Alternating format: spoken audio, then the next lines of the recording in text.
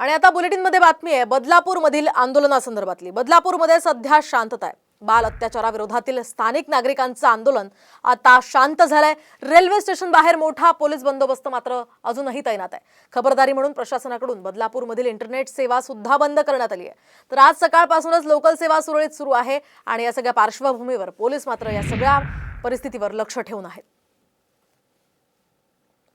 काल या ठिकाणी भयंकर आंदोलन झालं होतं। 2 लहान मुलींवर अत्याचार केल्याप्रकरणी एकाला फाशीची शिक्षा देण्यात यावी या मागणीसाठी बदलापूरकर रस्त्यावर उतरले होते। आज मात्र तिथली परिस्थिती काहीशी निवळलेली आहे आणि आज सध्या ठिकठिकाणी पोलिसांचा सुद्धा बंदोबस्त तैनात करण्यात आलेला आहे। लोकल सेवा सुद्धा अगदी सकाळपासून सुरळीत सुरू आहे। काल या ठिकाणी अगदी भयंकर अशी परिस्थिती निर्माण झालेली होती। स्टेशन परिसरामध्ये मोठ्या संख्येने जमाव आला होता।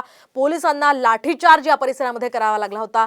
आज मात्र परिस्थिती शांत असल्याचं दिसतंय।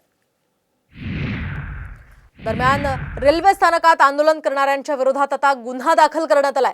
रेल रोको, सरकारी कामात अडथळा, दगडफेक आणि दंगल घडवण्याचा प्रयत्न अशा विविध कलमांअंतर्गत हा गुन्हा दाखल करण्यात आलाय।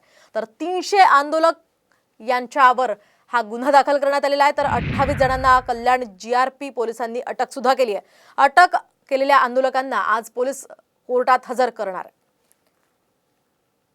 आपण पाहतोय काल बदलापुरात हे आंदोलन झालं होतं आणि यामध्ये ज्या आंदोलकांनी दगडफेक केली किंवा आक्रमक झाले होते त्यांच्यावर गुन्हा दाखल करण्यात आला। त्यांना आज कोर्टात हजर केलं जाणार आहे।